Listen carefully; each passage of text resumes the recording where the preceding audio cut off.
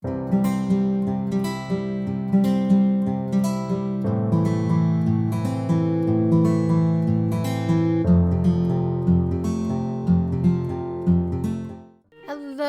everybody, welcome back to part 3 of this page.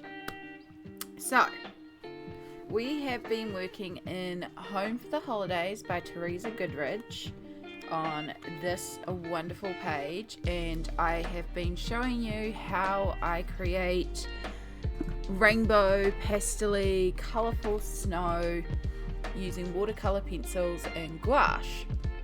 So in part 1 I coloured the snow, and I did quickly explain a little bit about the gouache, but I couldn't fully do all the gouache at that stage because you actually need everything coloured in order to do this gouache. So in part 2 I did a time lapse where I finished colouring in the entire page with my watercolour pencils, and now we are up to the magic time. We're up to the time that really starts bringing this to life and making it look like a wonderful scene of like a Christmas card, a painting. Yeah, basically we're aiming to remove the lines and create that sort of lineless, soft holiday look. So yeah, a couple of things that we'll have to keep in mind. We obviously have the sunset, we've got a lot of colorways to work out. I did also turn this orange and add a little bit of an orange glow from the windows on the inside, which I talked about in part 1 about how I should have done that first, but I forgot. So we do also have some orange yellow to deal with as we go around. But let's get into this. So what I use for my lines is gouache. I can't give you a recommendation on a brand. Gouache is quite a new thing for me. I am just using a very cheap RenoArt set. This is like a knockoff set. I am planning on getting some better quality gouache and a better set of gouache as well. But it'll be something I have to buy in the future when I have the funds, and for now that's what I have on me, so that's what we're going to use. It's what I used on the original snow page. If anyone wondering, this is Christmas Charm by Teresa Goodridge. So yeah, gouache, that set is what I used on this one. It's what I've been using on this one. So they do work perfectly fine. They're just the main issue for me is the colour set I have. The blues in it are very green blue, not really blue, although I did have a suggestion on how to work with the really blues, which we might try. Yeah, so you'll just need some form of gouache, and then you need a surface to put your gouache onto. So I just have a melamine plasticky plate. Normally I have this chopping board here that I use for my gouache. This is just like a cheap plastic thin chopping board. I normally would put it on there. I'm going to use the plate today just to keep it clean so you can see exactly what colours I'm using and not be confused by that chopping board. Try to use something plastic, or don't use like paper or anything like that, because gouache can be reactivated, and this is why we like to use it. So by putting it on something like this, when you drop it down, you're not losing some of the formulation of the gouache into the paper. You're not losing some of the bindings, all the bits and pieces.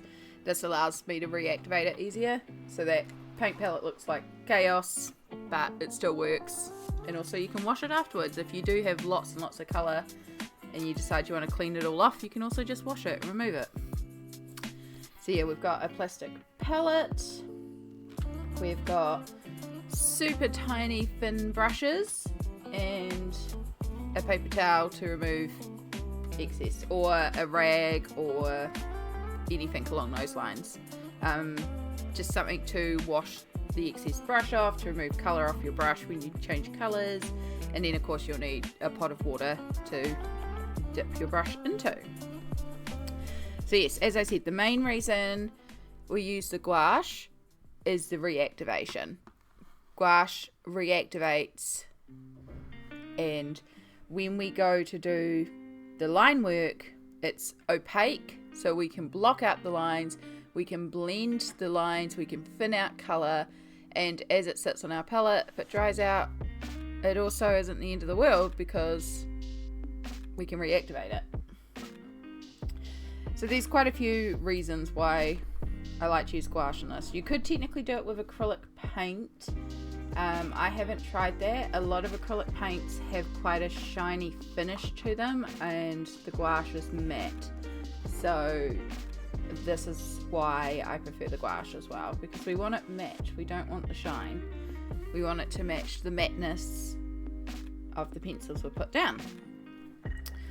Alright, so let's start by getting some colours. So of course we're going to need white. We did not use white when we laid down our pencils, but we're going to use white here, and we're probably going to need a bit of white.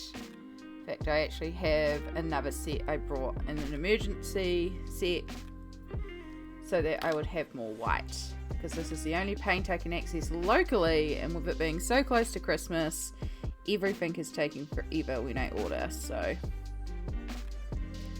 alright, we're going to need a bit of yellow for our glow, and then we're going to need, I'm going to pull out the tiniest amount of orange for around those windows. We don't really need a lot of orange. We can also pull out colours as we go around, but these are the colours that primarily I'll be using. So we've got our blues. So this dark blue is like, it's called Prussian blue. It's got like a green undertone to it. It's not a royal blue.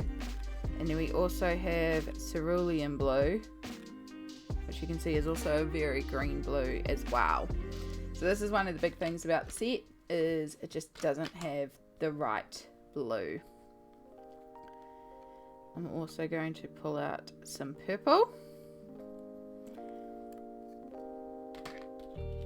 and we're going to pull out some green, because we do have some trees that we will be dealing with.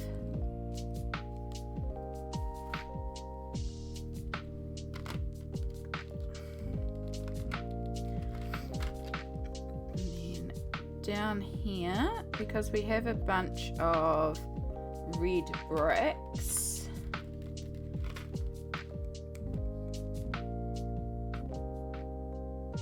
so I'm going to make a little red brown section. So I'm also going to pull out our bright red down here,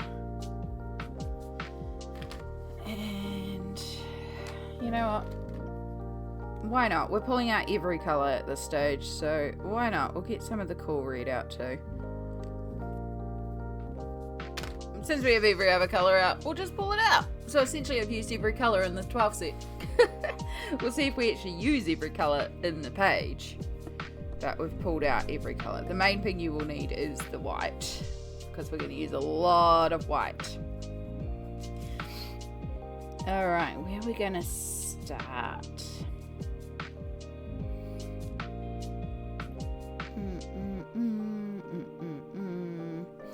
Alright, let's maybe start with the house. We've got a lot to do on the house. We've got a lot to do in general.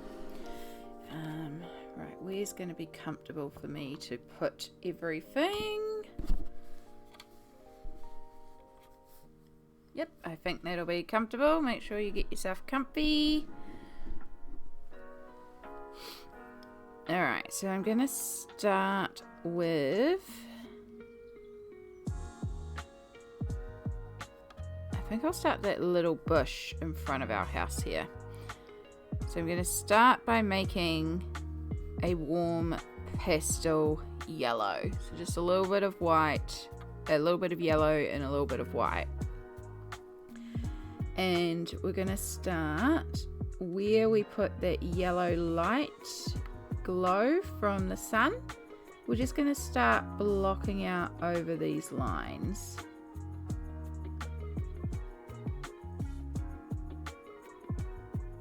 So the goal of the color that you're making is a lighter version of the color beside the line. So because we've got that yellow glow, we want a lighter yellow for the lines.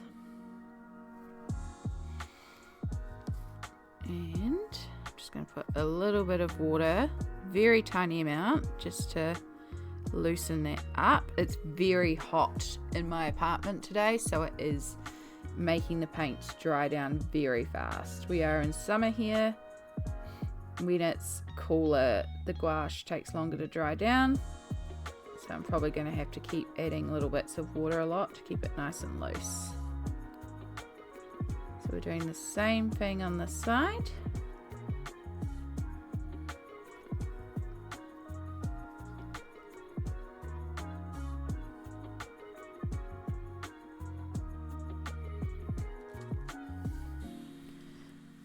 And we're starting to remove the lines.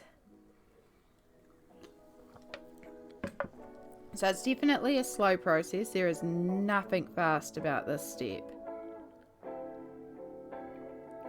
But it's where the magic happens. I've been informed as well that a few of you are using part 1 and part 2 as a colour along, which is really cool. I really hope it does help. I'd love to see what people create from it. Hopefully this part doesn't put you off. So what I've done here is I've now emptied my brush of paint and just have a little bit of water on there. And because it's gouache, you can kind of drag and blend the colours together if you need to like smooth out that line. So we've also got this section here that we can do.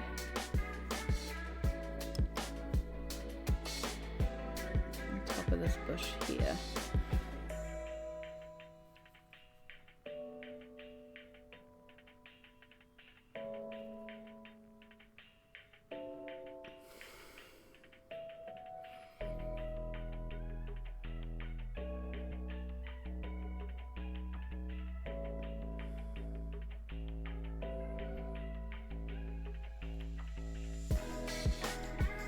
Cool, alright. So, now let's get the other side. So this is where, and by the way, I like sometimes to have an extra paintbrush, which is the white brush, and I use that to pick up and move the white, and it only goes in the white and it only touches the white, and this helps keep your white clean, particularly if you're going to be blending the white a lot, which we are going to do. So it can be handy to have an extra knife or toothpick or something to pick up and move the white around, just so you're not using the same brush and potentially contaminating your white. Yeah, so now we're going to make a little bit of a bright blue, because if you remember when we were shading on the opposite side to where we had the sunset glow, we were adding in a blue tone to show the reflected snow.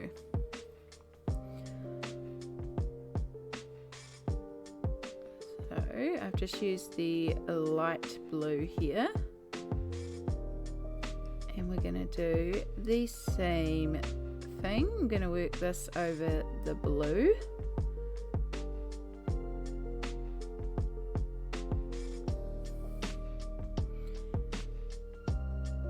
And you might have noticed that I also put a dot of white in front of the purple. So guess where we're going to work next? Yeah, the paint is drying out again.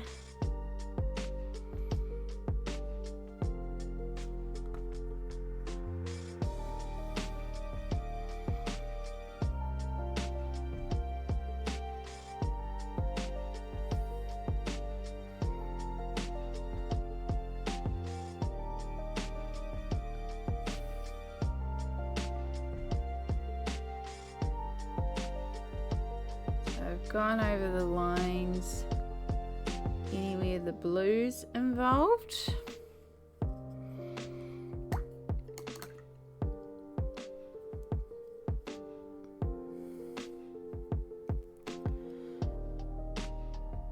And now we're going to make a pale purple.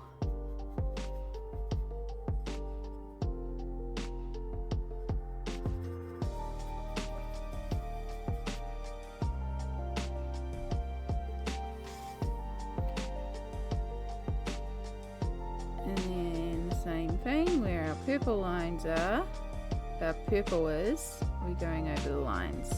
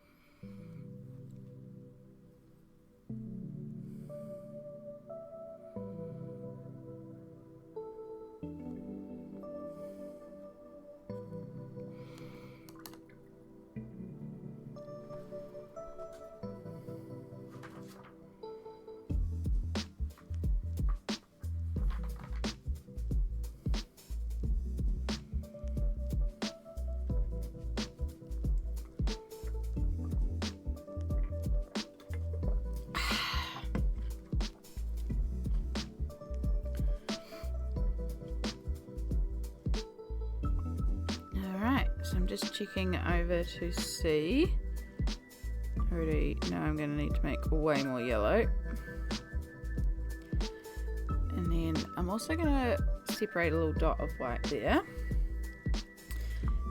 So you can also, using just a straight white, use this to almost highlight the highlights. So there's certain areas of this bush that are higher than other areas and would be getting more intense light. You can use this to really pick those areas out and add some real definition to the lines. This is an absolute optional step. It is so minimal, the difference, that you may ask if it's even worth it. So sometimes I like to do it, sometimes I just genuinely can't be bothered. It's just a little touch, and it's so subtle.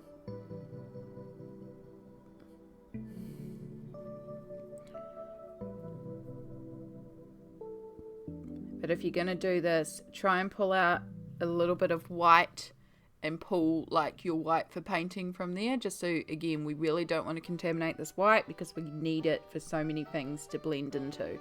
Essentially, everything is getting a white blend, a white blended with it. This pastelizes it, it makes it more opaque. Alright, so I'm going to make a darker blue here.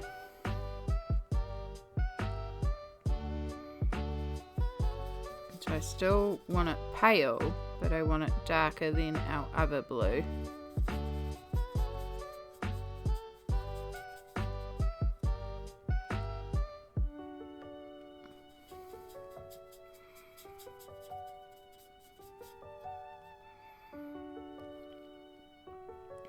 And then in that same turn, you can also add in some shadows to areas that are underneath. I think we'll go just a little bit darker with that.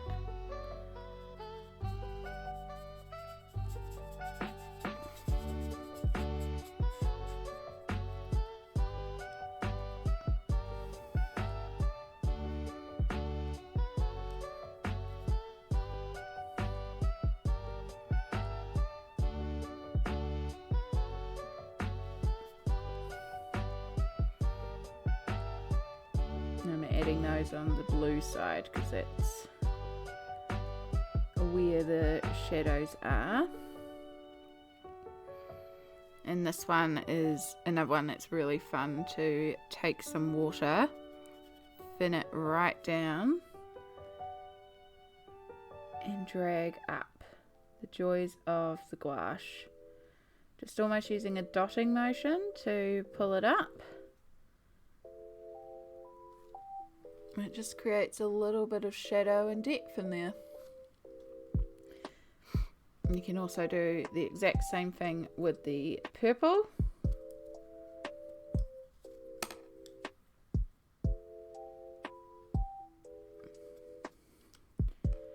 See, again, we still use some white, but we take a lot more purple. It might even be too much purple there.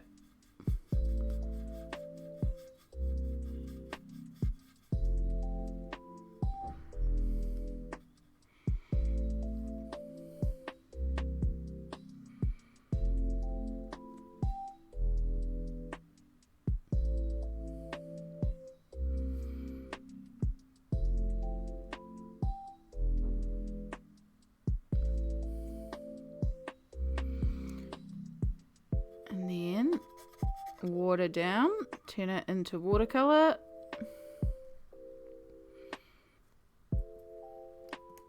Still too much pigment on the brush there.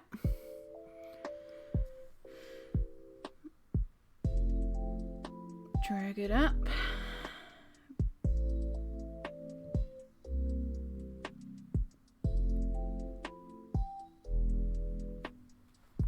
Go. So it just adds a bit more intensity to the color, adds in a bit of texture, variation. Again, it's optional, but I like the depth it provides, but sometimes I genuinely can't be bothered to do all that because it's a lot. It's a lot.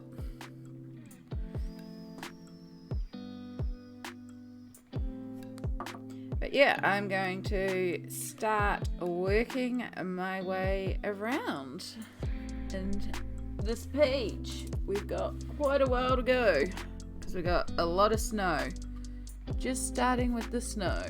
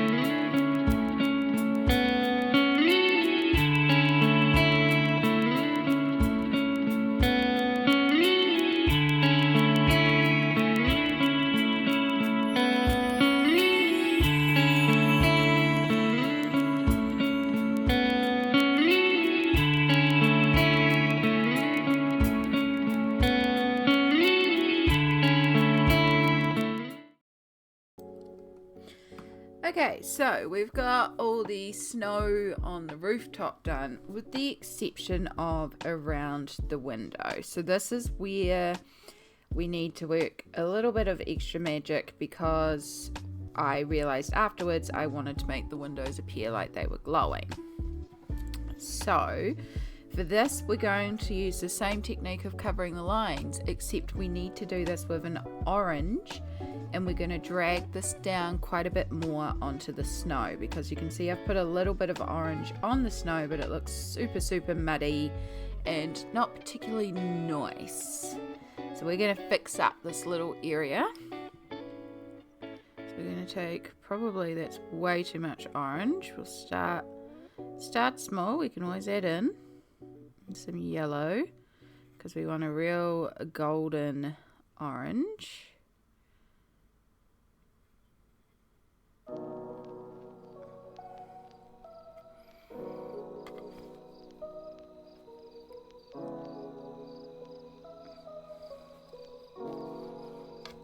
Make sure this is actually in frame. And we are going to add a touch of white.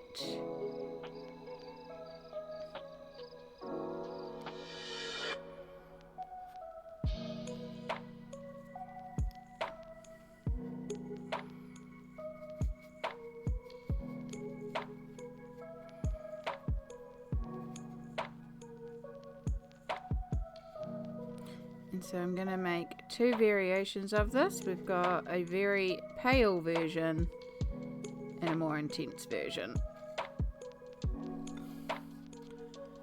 As you can see, our orange is there. So using our brightest orange, actually no. I think it will be better to start with the darker orange, because then we can highlight on top of it.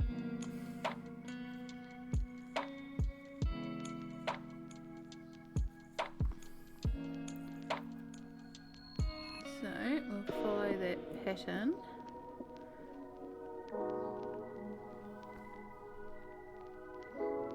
Cover our snow. So we do want to have it extend out a bit, but we do want it more concentrated in the middle. And then around the outside, we're going to clean all the excess pigment off and dab it on our tissue. So you get a nice clean brush, re-dampen, and using just water on our brush, we're going to use this to blend out our ends, because gouache is can be like a watercolor, so you can use it to blend out. Just keep in mind it will activate any gouache that is around here, and it will activate the watercolor pencils. So like over here, it's starting to reactivate the light purple, and they're starting to blend together, which isn't the worst thing in the world. Then we're going to use the pale version, and that's going to be our direct highlight on top. So where it's the brightest, so keeping it more towards the center. And then I'm going to do our little dabby technique and just speckle the top of the snow for the texture.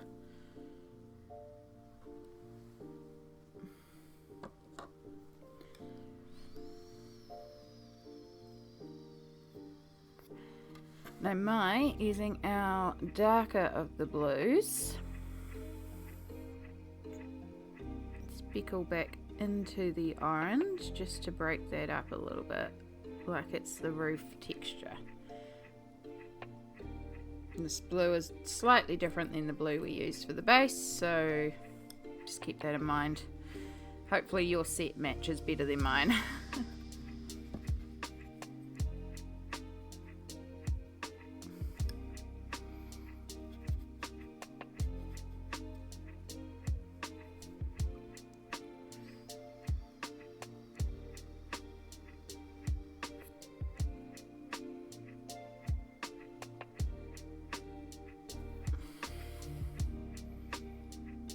There we go. I like that. I think that keeps it nice and separate from the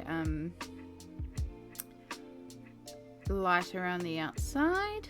So we're going to do these ones directly on top, starting with the darker orange and just blending it out. We don't want to go as far up here, it's not getting as much direct light. Then as we get to the sides,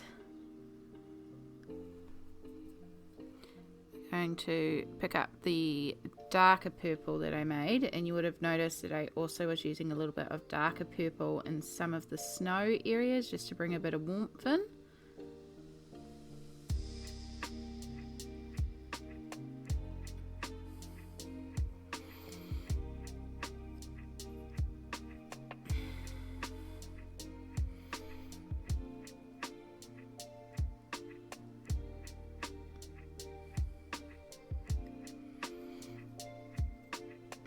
Do the same with the blue over here.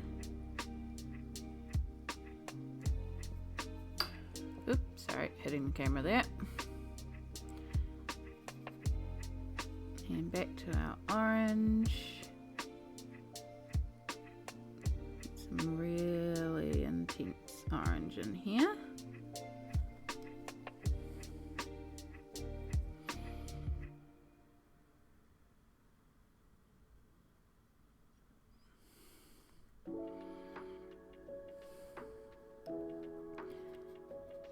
And then our light orange. Really pull in those lighter areas where the glow would be occurring.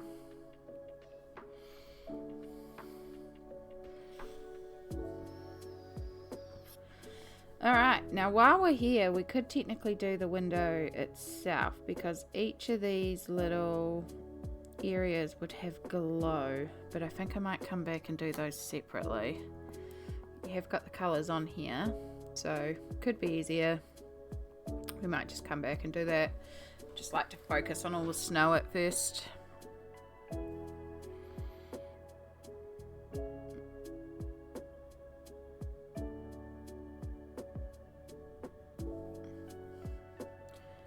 Need a bit of purple on the side here, so just fixing up all the areas that I had left because I was waiting to do the window to figure out what went where.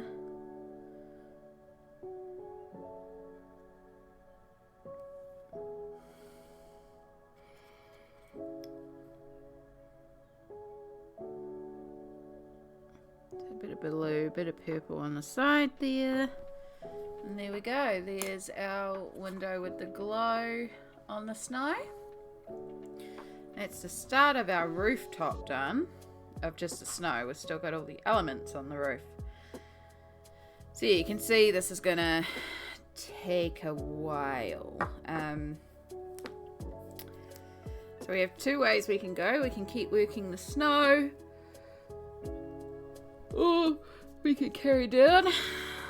We haven't actually quite finished the rooftop because I just realized I've missed a step, and it's a step that I did down here that I haven't done, and this is where it gets really scary. So I used a combination of a blue with a bit of purple, and so you can see down here I've used some watered down color to really deepen those shadows, and we're going to do the same thing. So we're using quite a watered down blue purple combo. So anywhere where we might need to have contrast, shading,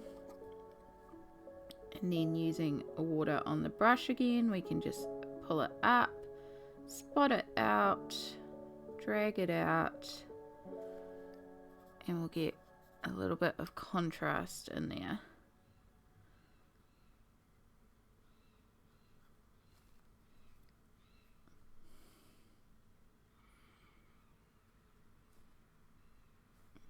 So I'm going to do this all the way along the bottom of our roof here.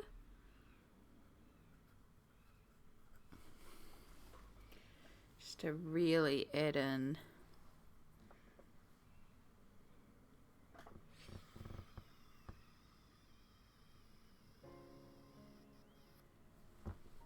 misty section over here. So we're actually going to do some shading later on the house to kind of tone in these darker sections. So there will be contrast between the hanging snow because we're going to do a cast shadow on the house. So down here I think I worked the edge quite dark and built that in, but here we want the snow popping, so we're actually going to shade the house underneath. Oh,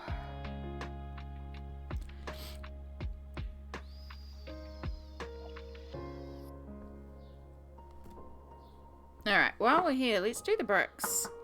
Let's do the chimneys and get these chimneys finished off. So we're going to start with our yellow, because there is a little bit of a highlight edge that these chimneys are getting, and then definitely the bits on top are getting highlights. So again, we are working with a coloured light source. Our light is yellow, so we do want to be using the pale yellow as our highlight colour.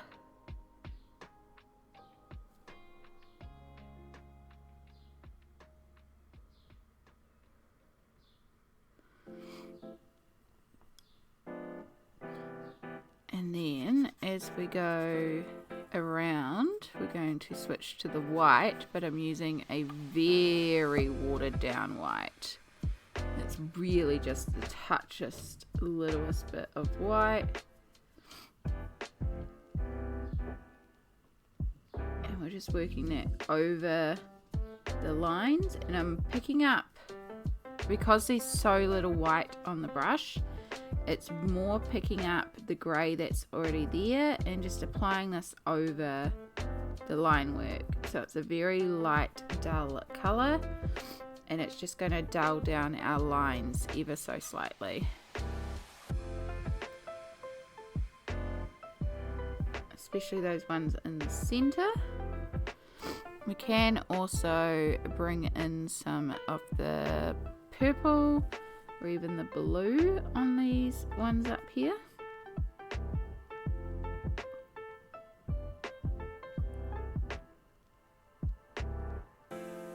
Little chimney stacks.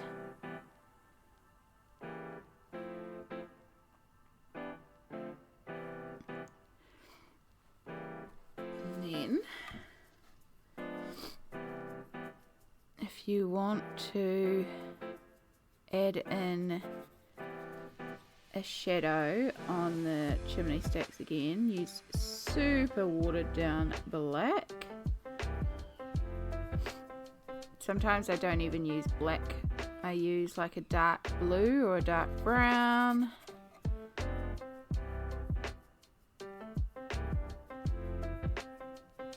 Again, we're working with this very watered down, very little pigment on here. We're just really glazing on a little bit of shading. Oh, might need to blow my nose. So we can use that same glaze that we just made and put this under our snow, especially on the shadow side.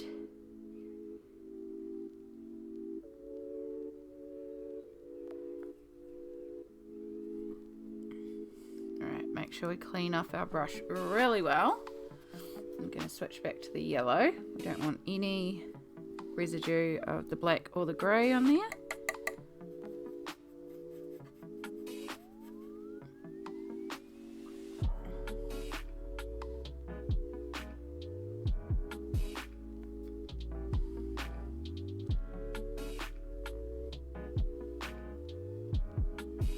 I'm gonna also put some of this light yellow on the center pole, but we're going to fade it out, and we're going to keep it on this right side where our light source is coming from, just like this front half is being illuminated. Just blurring it out.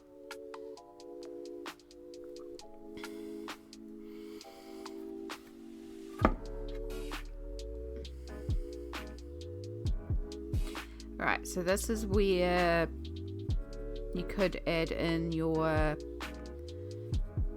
blue glow on the other side. However, that might look a bit weird on the chimney. So I'm actually going to start with the brick brown, which I already can see is too dark. Once again, let's pull in a bunch of white. The other thing as well is a lot of these colours are translucent and we need them opaque. Adding the white makes them very opaque.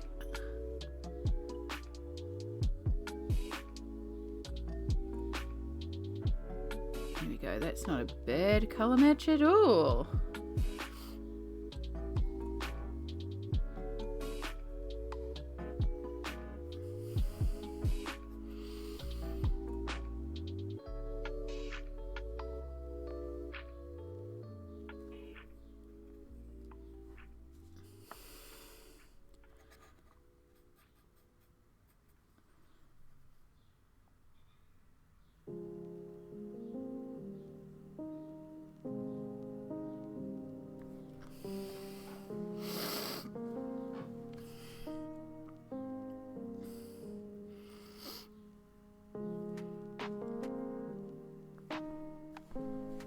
We go. So we've kind of removed the lines on the chimney now, so it's starting to take shape up the top there.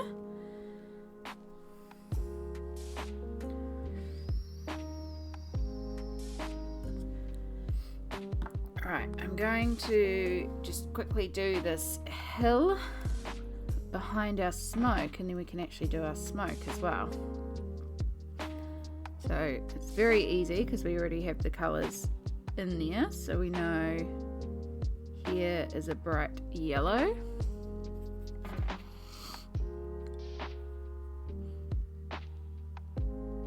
and then it merges down into a pink. So just so we have some clear definition between the house and the hill, I'm actually going to use the darker purple and just blend that out a little bit.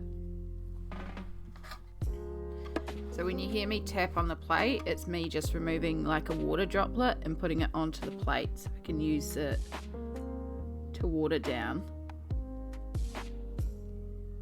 rather than drying off my brush, because I need water on the plate as well. Just so we have a bit of contrast between the two, we're just going to bring this up a bit. So it's a bit darker than it technically would be, but it is going to provide that contrast to the house because we have that dark purple next to that light white. So it's going to help the two appear different.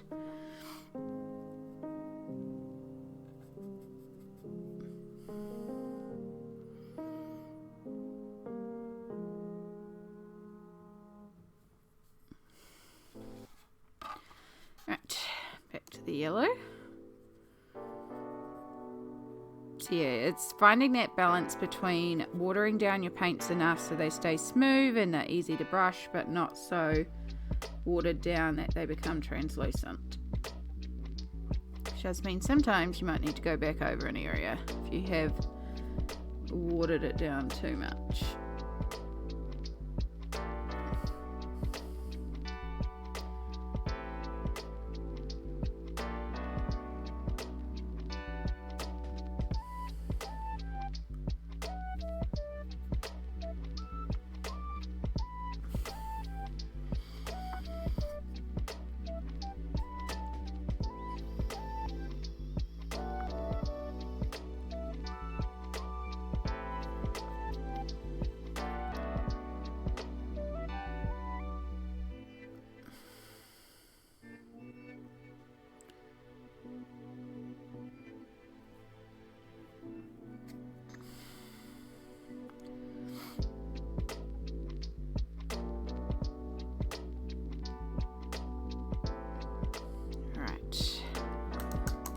we need to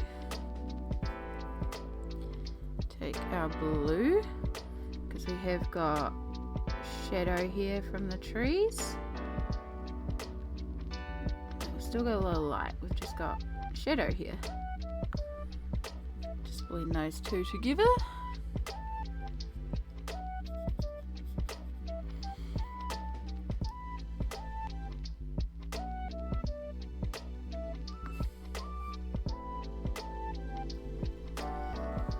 Cool. Alright, now we can do our smoke and maybe even a couple of the snowflakes. They're super, super, super difficult. They're really not. That's sarcasm. Take your white. And it's just literally for the snowflakes with the pure white. And we're just going to go over them. Now you can use a Posca or gel pen if that's easier for you for this section, and I fully understand because doing lots of little circles is frustrating. So I tend to just do them as I move my way around the page.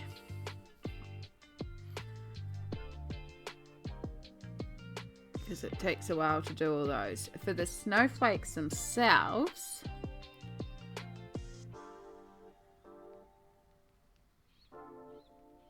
we're going to get fiddly because we're going to be trying to cover these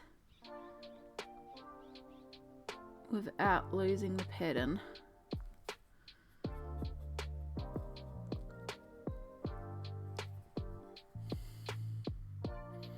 This is where the tiny brush is very handy. I am using a 00000 according to the brush. It's one of my smallest brushes.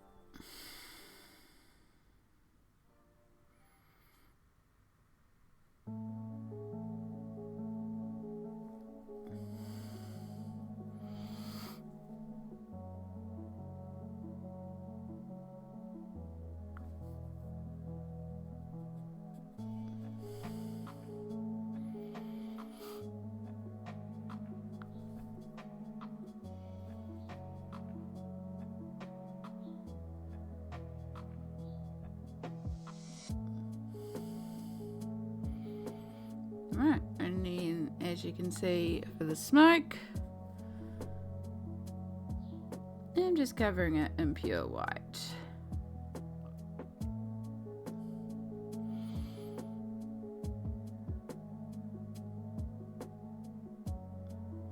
You can also fade this out and make it more misty if you prefer. That can be really cute. Again, just watering it down.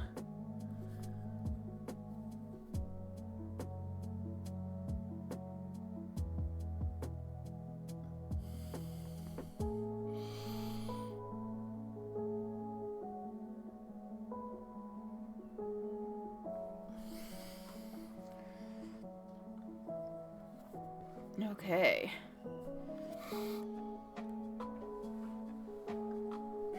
So for all the snow droplets as well, I'm probably going to go over them with glitter glue. I'm probably going to do a little bit of stickles. I did that last time, and you know, it's me. I love to try and include a little bit of glitter everywhere I can. So on the last one, we did a touch of glitter, and I just think it makes it look really pretty and magical. So I will probably do the same again, but that'll be towards the end, because we've got a lot more to do first. Alright, so I'm going to put you back in time-lapse mode and just keep working my way around on some of the snow elements.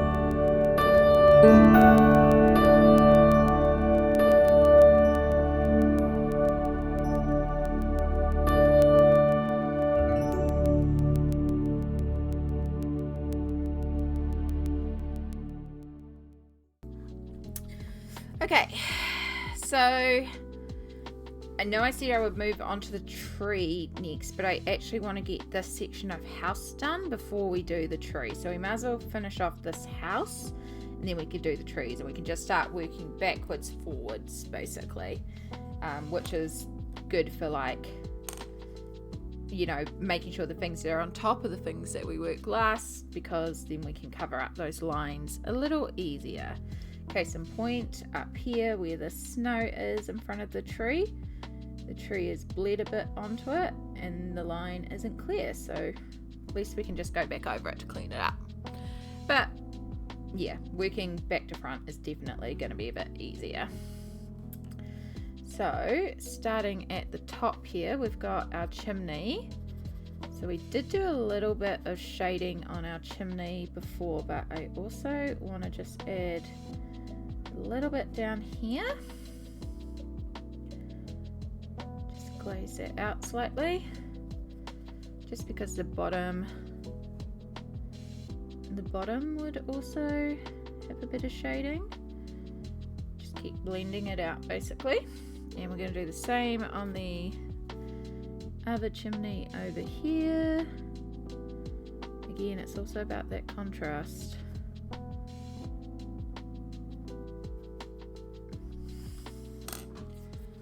Ooh, just taking my sweatshirt off as well. It's suddenly gotten very, very warm here. Okay. So we also have a little bit of brickwork over here. So I'm gonna bring our shadow right up here behind the, I'm guessing they're meant to be lights, and if we wanted to be real finicky we could do them as lights and have the lights coloured and reflecting as well, which that would be really fun, but oh my gosh, a challenge. I haven't done that today.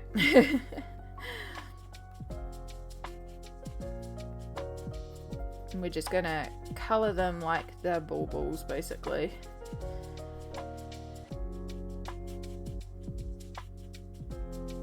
Alright, so we've got a bit down here. Now we've got that contrast with our brown, but now we've got to do the edge. So this is where things can get really weird or be really fun. You just kind of need to use your judgment. So my way to shade objects is, if it's getting hit this side with the light, we add in the yellow like we did in the chimney. If it comes this side, we add in blue, but if blue doesn't work, we work with existing colour on it. So up here on the chimney, for example, I just did a lighter version of the chimney colour.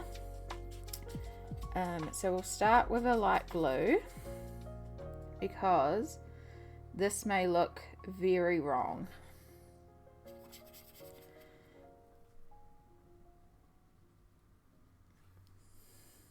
And see, rather than looking like glow, it's just looking like that snow in the background is leaking forward onto it. So if you have just plain water on your brush, you can brush over where you put that colour, and you can kind of pick it up and just scrape it off onto your scrap piece of tissue. So it's a good way to like sort of test and just see, do I like this? No. Remove and start again. So I'm going to take, if I can pick up some of this brown white, I'm going to turn our brown here into a pale brown. This is just these two colours mixed, so it's not hard to remake. And we're just going to do a lighter version of this brick stone colour that we've just made.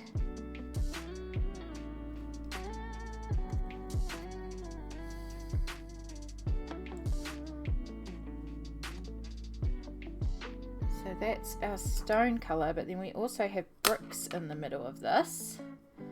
So I'm going to activate our terracotta sienna. What colour did they call this? Burnt sienna. It's terracotta-y red colour. And in where these squares are, add a little of it and blend it into the white that's there, using a little bit of water and just blending the two together. And that removes the lines to help us with that lineless look, but isn't too like odd or noticeable. So yeah, just use your judgment call here. You may prefer the look of the blue, it depends on the tones you did. There, I think the brown works better. In some areas we have reflected the blue from the snow. Depends on the surface, like some areas are more shiny and more reflective, some are not. Brickwork doesn't tend to be the most reflective surface, so yeah. Right, I've missed a little slot down there, so we'll just cover that up. And then I've just made a really dark brown, and I'm just going to go over these branches at the bottom here. Nothing too spectacular, we're just covering them with dark brown.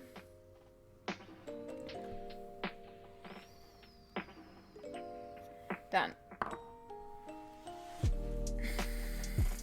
Alright, since we have dark brown, we could do this wood that is here as well. So, it's not in the picture, but it's in Been Annoying Me. So I'm just extending that up, so like the bar continues up.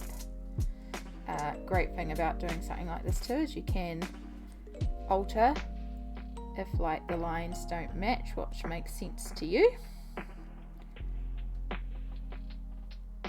So where our beams cross, we're adding the dark brown from the roof side down. So here, with it being such a dark brown, the lines are actually not too bad. They kind of work with us. So we don't really need to worry about covering the lines too much because our brown is so dark, it looks like the shading of the brown. You can add in some contrast by taking our light color, which is now very watered down because accidentally dropped water into it. So you can sort of contrast it and add in some extra lines. Just make it, but it's pretty straightforward. That one doesn't really need much touching, which is always nice.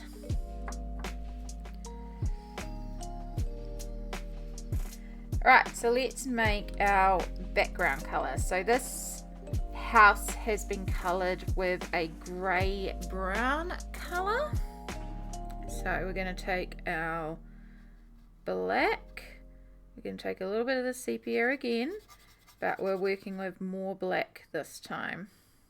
I'm going to pick up some of our brown white. This is white that's dirtied by the brown, so it's all good.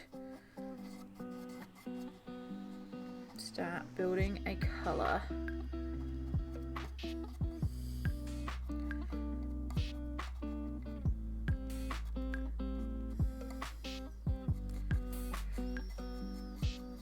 So I hope you can see also why it's useful to spread out your colours like I did to begin with. So we've got lots of room for mixing, and also why I tried to group certain families together that we'll be using together. So the browns and those two reds together, the yellow on its own, the blues and the purple, and then the green nearby. Trying to keep the colours together that we will use together. The browns and the black are going to be used together a lot. Alright, I think I've made a good medium tone for it. Cool, so I'm going to use this little bit of watered down black here and just add a bit to it, and that'll also make a darker variation of it. We may need to even add a little bit more brown into that. We're getting very pure grey there. We want a little bit of warmth in there. I usually try to avoid working so high up on the sides, because if you do water it down it runs. So I've gone a bit high there. That's okay, we'll make it work. So I'm going to start by defining our shadows under our snow.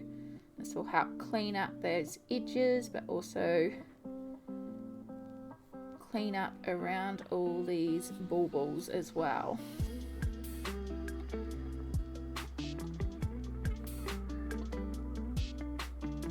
And yes, I do plan on going over all the baubles as well. Yeah, we're not really going to worry too much about shading them. We're literally just going to go over them with a solid colour. You know. If you want to, you can also highlight the edge of those, but we'll get to that when we get to that.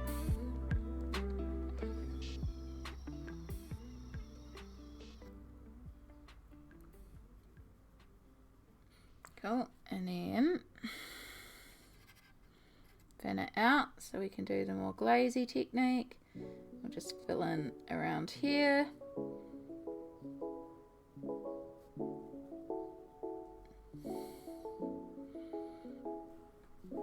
Cool. So would have a shadow being cast by that wooden beam.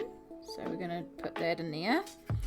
And then water down and drag down. And I'm just going to drag this over the stones as well, because this colour also kind of works for the stones. So let's do 2 in 1, you know? And then water it down again. Keep spreading it out. And then we've got that lighter tone, the original tone we made, and we can use that as our definition colour. We want to make clearer defined edges between 2 surfaces. So it's not about repainting the whole thing. You can if you want to. And sometimes it does feel like you are just literally repainting the whole thing. But we're trying to actually put in our shadows. Missed a section of snow here. I'm going to have to make more black. I'm already out of the shadow tone. And then we'd have shadows at the bottom.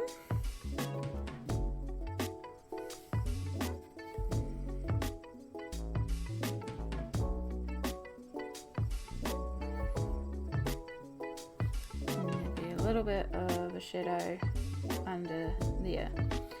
Alright, so now we're getting to the window. So if you remember, we want the window to look like the lights are actually on inside in somebody's home. So, and I haven't shaded around the window yet.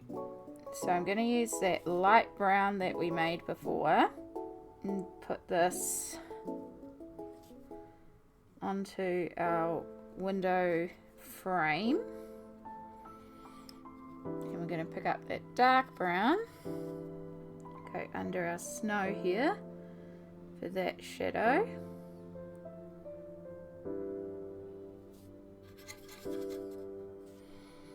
Not too much of a shadow because we have got light. So I'm just doing the outer frame.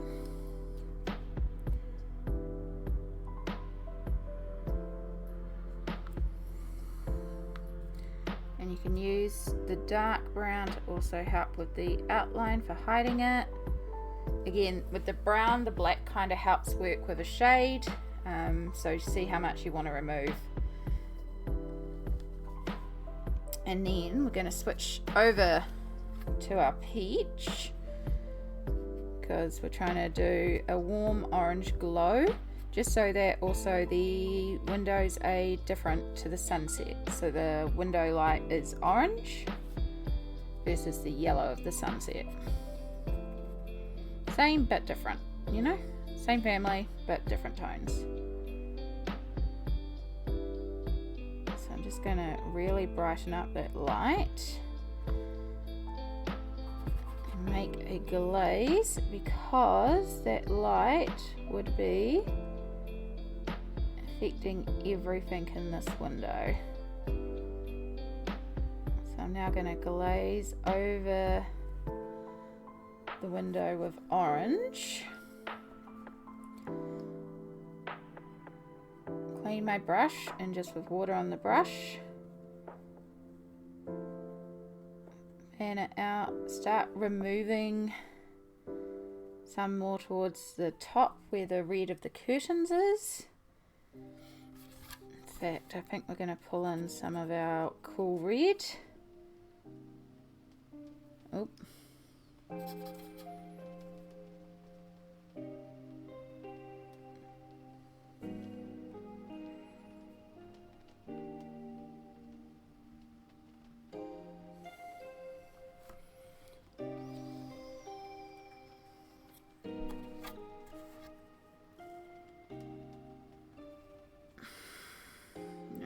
Want a little bit of white for the brightest inner area.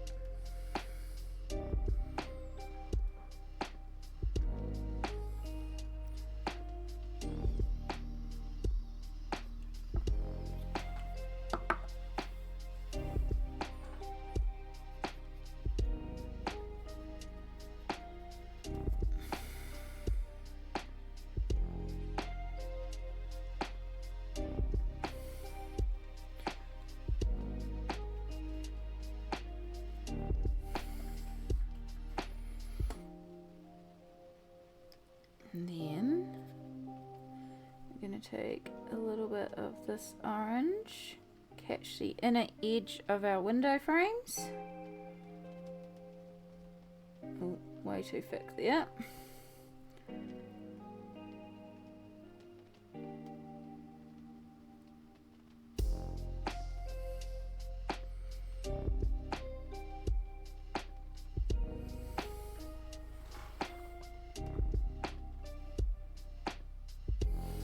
Yeah. And you can do it with gouache. I might do it with Posca just because I feel like I have better control with Posca when it comes to straight lines. Might put a couple of lines over each pane of glass just to make that shiny reflective glass. I mean, we could do it with the gouache. We've got the gouache out. Makes sense. I wonder if I've got the hand control to do it. Try it. We want our white. We want a nice thick opaque white. Roll our brush to a very fine tip.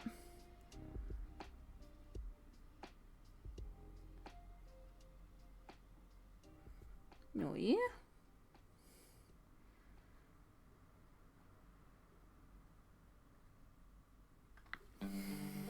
Oh yeah. Not too bad, eh?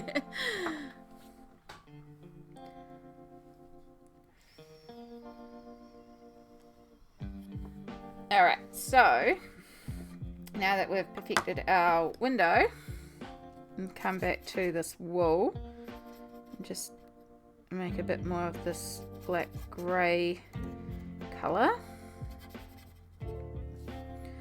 because there would be a little bit of a cast shadow behind here, just a very little one.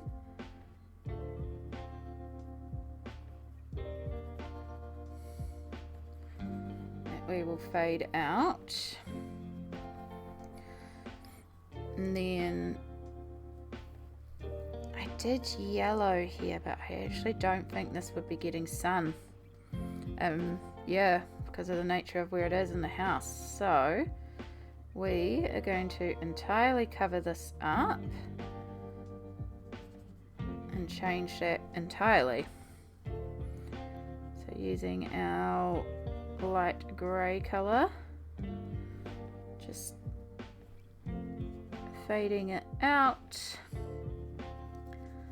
and then, because as you can see, just painting over it, we lose that definition between the two sections, using our darker brown black, darker grey behind here.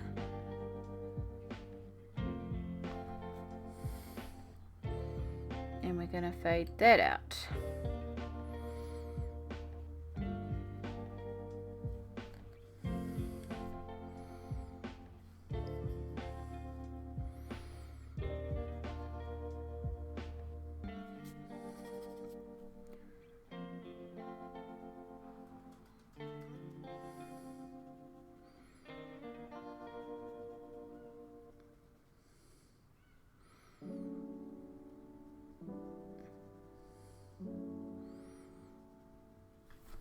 So we still retain contrast between the two sections, but we haven't got a big black line to do that. We've got shading. We can pull this out further by lightening this a bit further, and then dragging this light between the stones. Make sure we blend it out so it stays soft.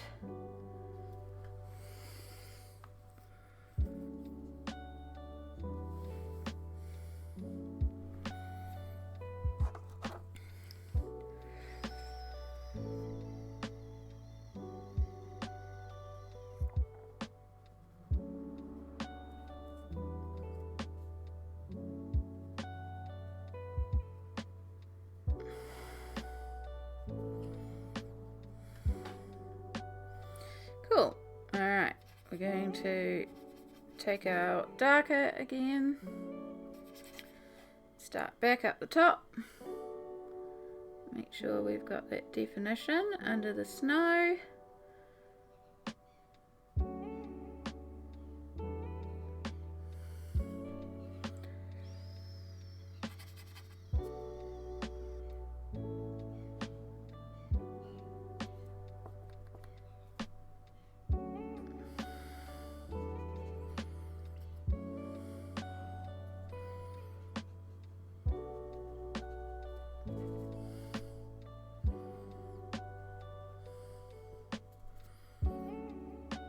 Again, picking up, removing. Alright, a lot of that is behind the tree, but we do still have, actually we need the brown first.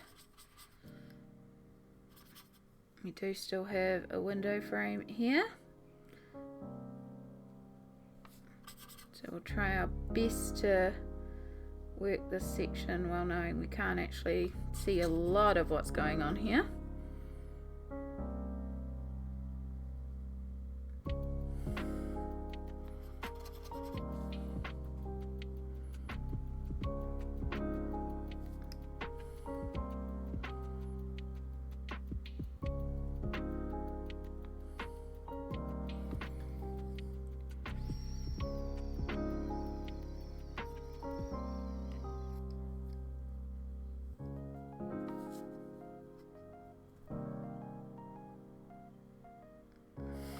Oop.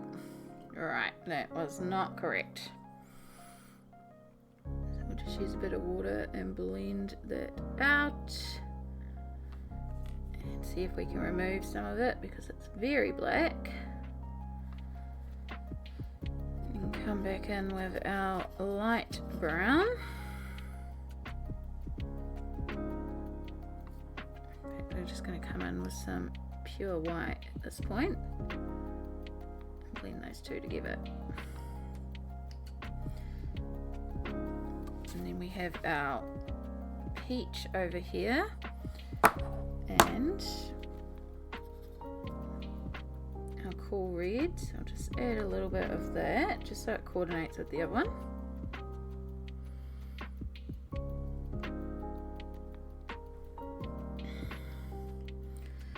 And take our peach.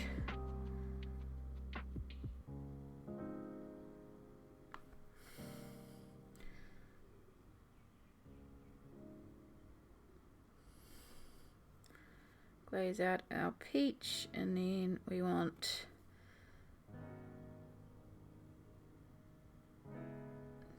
sharper yellow lines.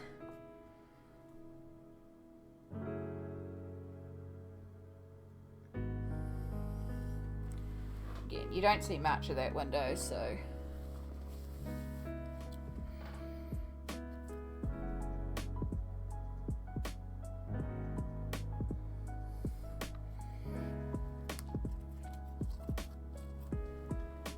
okay, since we're here, let's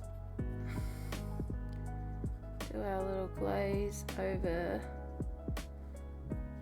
these two. Sorry, three, there's the third one.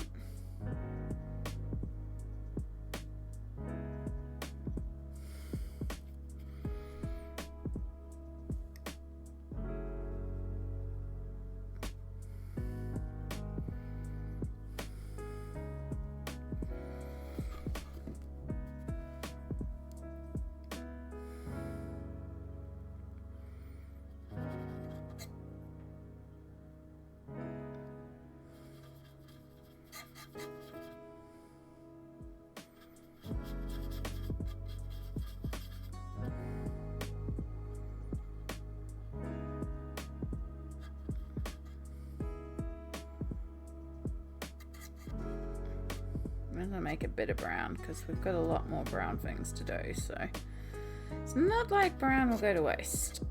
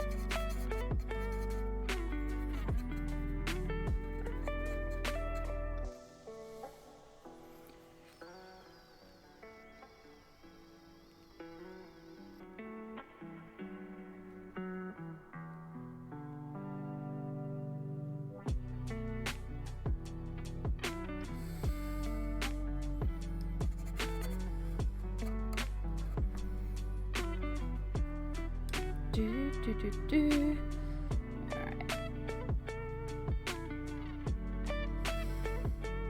So just blending in browns to make, and we've got a little bit of shadow here from the snow to consider.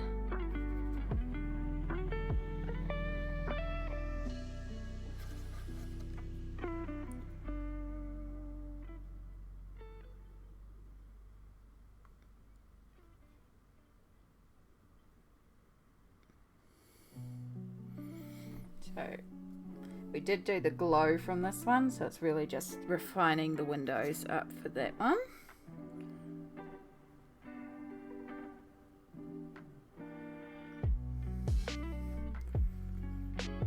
Oh, there's also underneath. I forgot about that. I don't think I did that on the other side either. I did not. We have a nice brown, and drop a little bit of water there and make a little bit of a black glaze. Just a subtle one. It's way too intense. You can always add more. Just create a little bit of shadow under here, and that'll help also blend out any black lines that remain.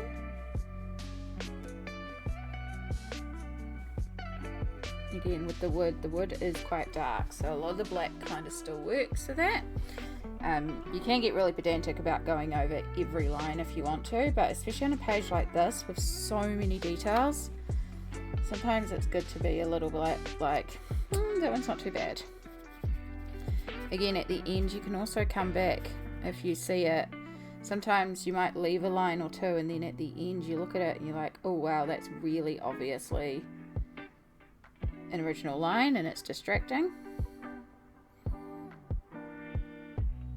But yeah, I'm just aware there is, like, this is a lot. It takes time. I know it's not the quickest technique, because you're essentially painting a whole page, but it's so pretty, and it is actually really fun. I'm really enjoying just sitting here. When I put it in time-lapse mode, I actually just have an audiobook playing, and I just listen to the audiobook and just get into the zone, and I'm just painting and painting and painting, and before I know it, like, an hour's passed.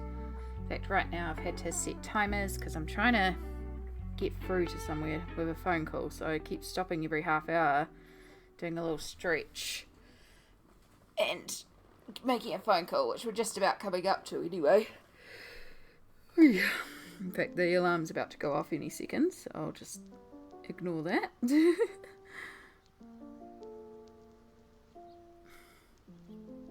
Yeah, I just find it very peaceful, just getting into the zone,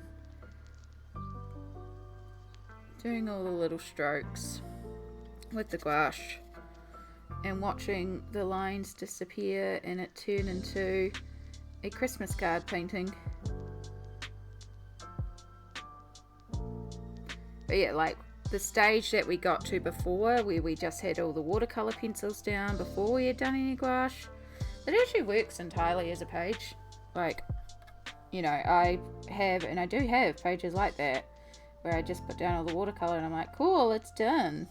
You know, only you know for certain when a page is done, and when you say it's done, it's done. And even if you say a page is done and then you come back 2 days later or 2 years later and you're like, hang on, then it's not done.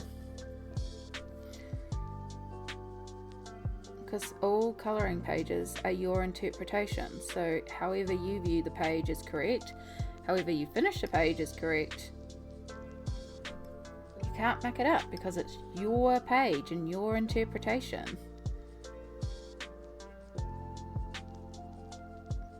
And that's what I love so much about colouring, is just how people interpret the same page.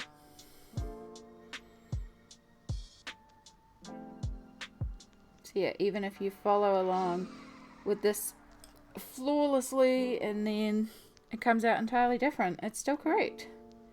even the way I'm doing it's not the correct way. There is no correct way. Your interpretation is correct.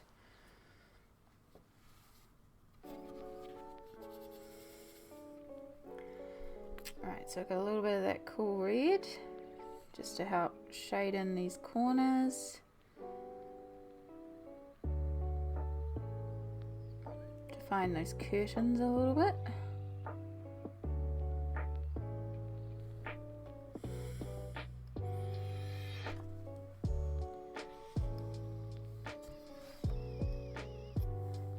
Making sure our brush is really nice and clean. Getting our white. We want a good solid white again and rolling to a really fine tip. Did I do red up the top? I did not do red up the top. Good job, Amy.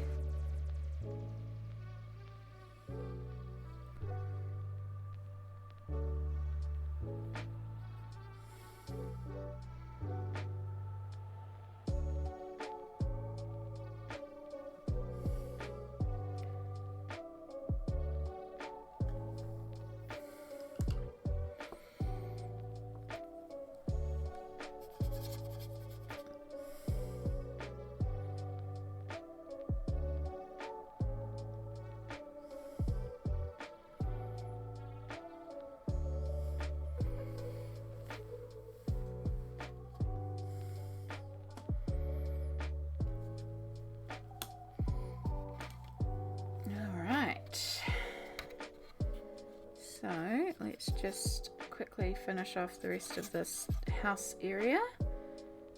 So just adding in a bit of contrast to a couple of areas. Again, I'm not trying to repaint the whole thing. That's an area of snow we missed down there, so I have to try and remember that.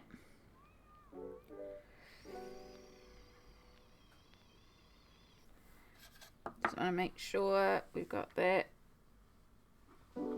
little bit of contrast and covering anywhere that needs it. So obviously still got all the stonework as well.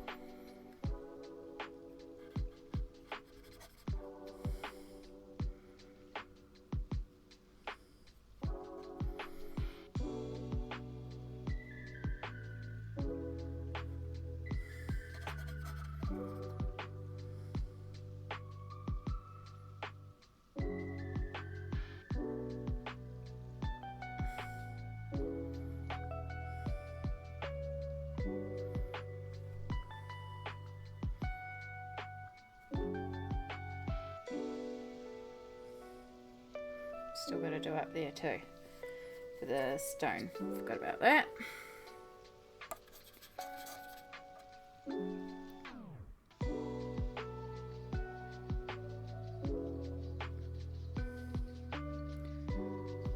Alright, so let's pick up some of this grey, this light grey.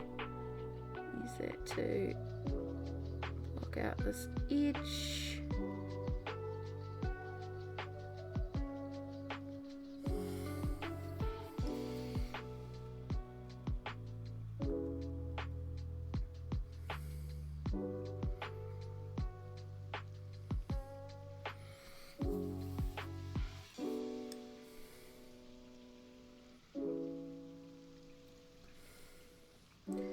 Cool. Alright, so I think that's all the stone done. It is. So let me take a little break, try this phone call again, and then we'll be back in a moment.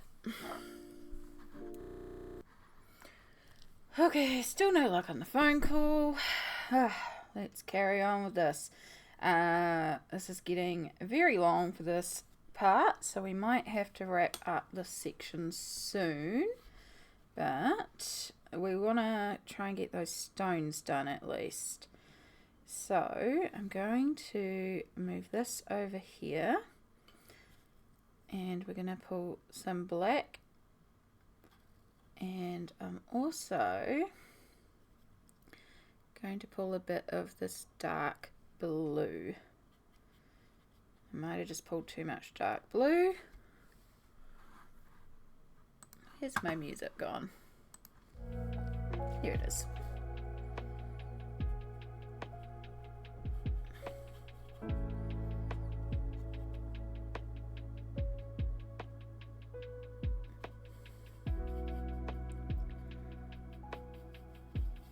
So we're making a grey, but we're making a cooler grey, which will contrast to the warmer brown grey that we've used already.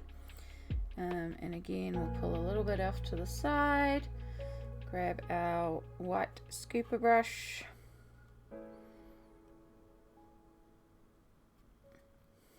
add white, and make a light version as well. And this is going to be for our stones, because right now we've still got harsh lines in a lot of them, plus we've got the stones around the door frame. So we do technically have a bit lighter this side, but also gone a little bit lighter on this edge.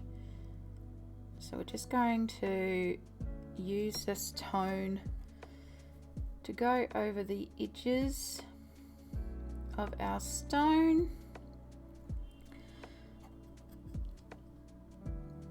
And then again, water down and blend out to the existing tones that are there.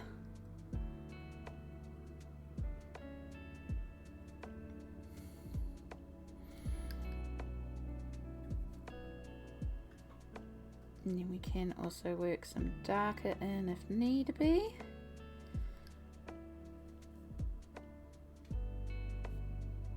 I'm going to pull the darker for down the bottom here where there's less shadow, less light, sorry.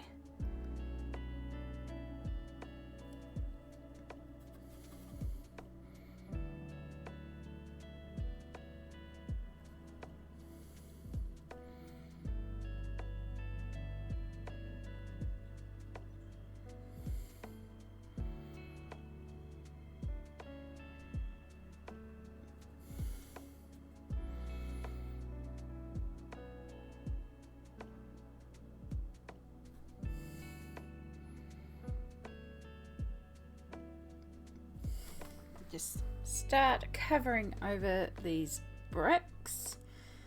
So we just have a few, well, these aren't bricks, these are stones. I could have done these as bricks per the other side and kept it all uniform, which still would have looked quite cute if we'd done in bricks as well, but I don't know, I kind of imagine these as stones. So we did these ones as stones.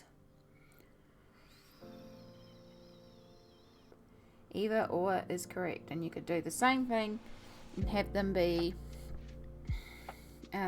bricks. Heck, you could colour them whatever colour you want. Have them as feature squares or something. Could be actually kind of cool. Again, there's no wrong answers. It's your vision is correct. Ooh, way too much contrast in that one.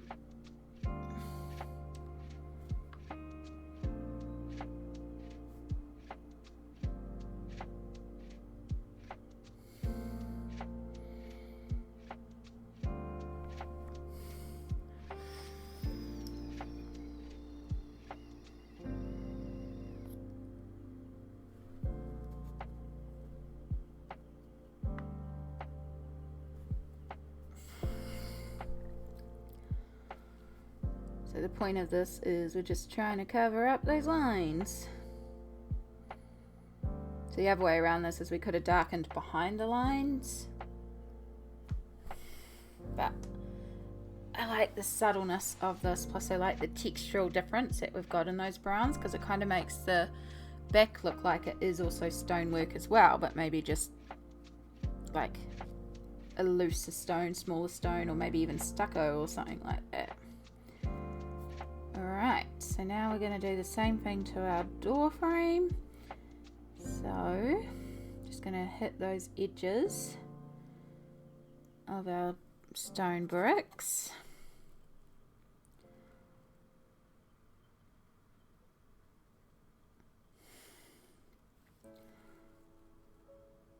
Make sure we shade the bottom and the inner part of the door frame.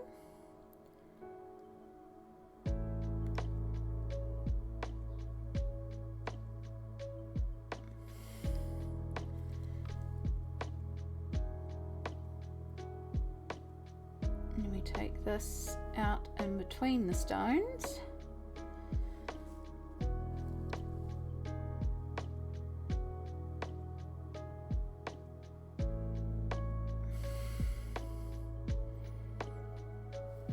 And then we're going to use our lighter. Really make those stones pop.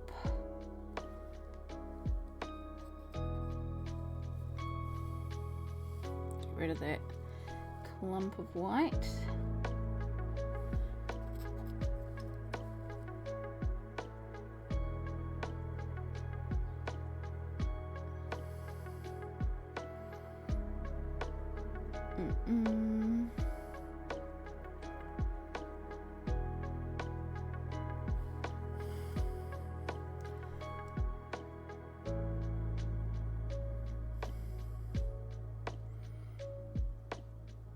Now I didn't figure out what this ring is meant to be here. It's probably meant to be like a door knocker, but it's strange to me it's not on the door itself.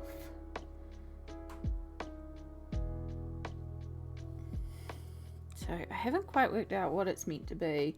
Probably just do it a slightly darker brown and just hope for the best. Because I genuinely don't know. Alright, we're going to take black. I'm going to make a darker grey. It somehow is coming up a lighter grey when I stroke it down, which means there's some unmixed grey on my brush.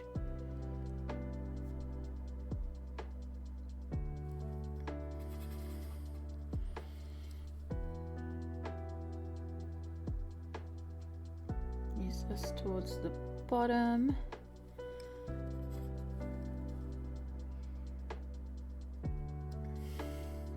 Then also at the top here, under the snow, and our baubles.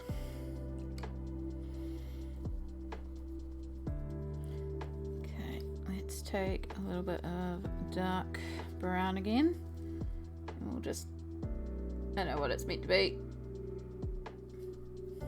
It's wood now, whatever it is.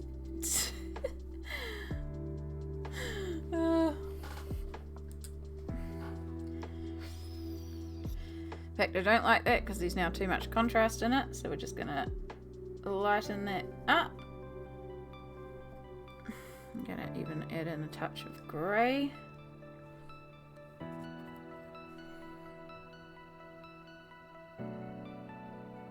In fact, we're just going to kind of mask it out.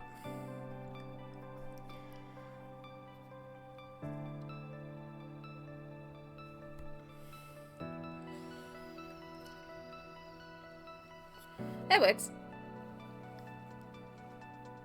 No, it's not there at all. Alright, so we have the door frame and the Christmas wreath. So the door frame is in a cooler red tone, so we will activate our cool red. So we were right to pull out all the colours.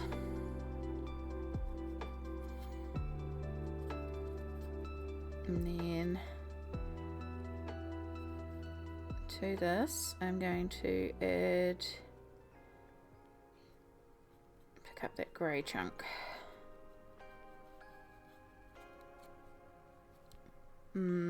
Actually no, that's not. That'll work in other sections, but it's not going to work for the door. Make another red section. I should really be cleaning my brushes before I dip into certain colours because there is colour contamination.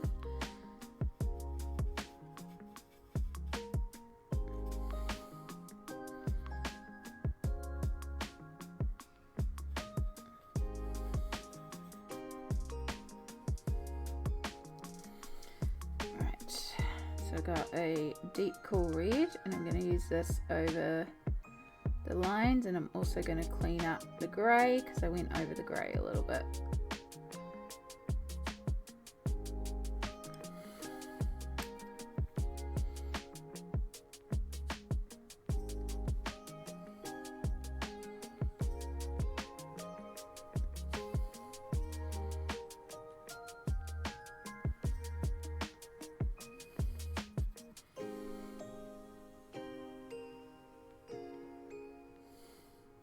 Because this is quite a deep colour, we can actually use this to almost hide some of the black lines.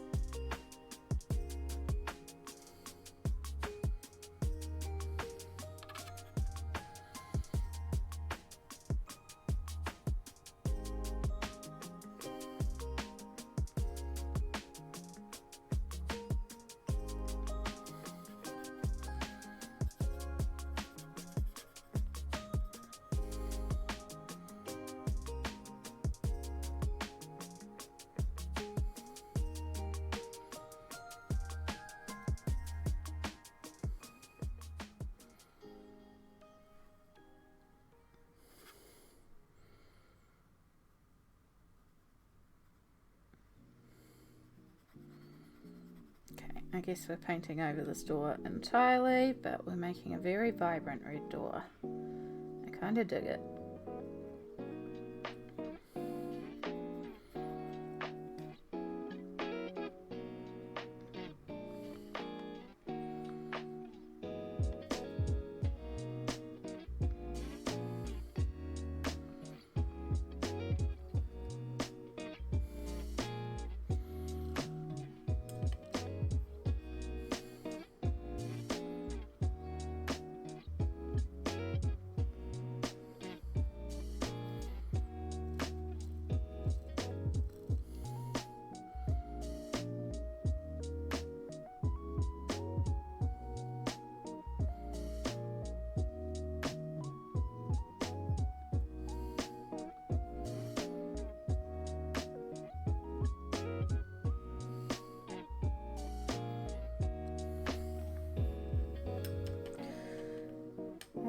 So we still obviously have the reef on the door, but we might come back to do that in another section, because I already know that this section's already a lot.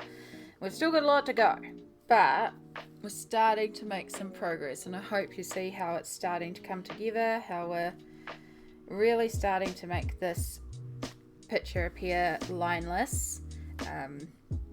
Again, we still have a long way to go. I'm not going to lie, there's still another good several hours worth of work in this piece. So, yeah, but I love the look of it.